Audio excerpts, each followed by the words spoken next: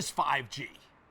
5G, in a few words, is the need for speed, right? In this day and age, we are all reliant on instant access to information anyplace, anytime, anywhere. We want to be able to access videos, content. We want to be able to go in and monitor our house, look at baby monitors, anything, anywhere from our cell phones. Well, the problem is that requires a lot of bandwidth. And bandwidth is always expensive and has always been a challenge. So essentially today, most of our cell phones run a 4G, and 5G, the real big benefits are three things. One, of course, increased speed. The second is much lower latency. And the third one is access to a lot more devices. You can now technically, with 5G, on your phone, look at 5 different cameras at your house all instantly, monitoring, seeing what's happening and what's occurring. And this whole idea of increasing bandwidth has always been a challenge since we first got computers. Some of you that might have got PCs in the late 80s, early 90s, the way we initially connected to the internet was with dial-up modems, right? And you might remember your old 14.4 dial-up modems, pretty slow.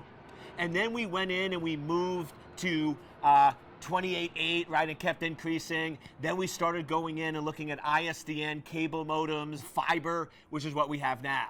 So there for a while, the quickest, fastest way to access anything, of course, was via a wired network. So I would plug into the wired network, and then I would be able to get the really high speed to download it quickly.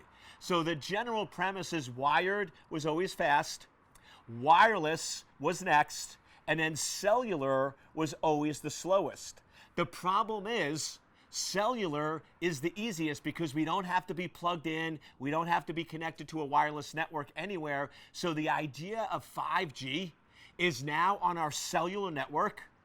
We have the same fiber optic speeds as we do of a wired network. So not only do our wired networks go away, but if 5G is priced accordingly, the whole idea of wireless might disappear also in 5 or 10 years. This idea of homes and coffee shops and offices all having wireless might be a thing of the past because we just use the cellular network. We just use that 5G and we're off to the races. So that's really what this game is when it comes to 5G, is about faster, quicker, low latency, more access to devices on our cell phones. Now we're still probably 3 to 4 years out until we really have true 5G everywhere, but it's coming and people are getting excited.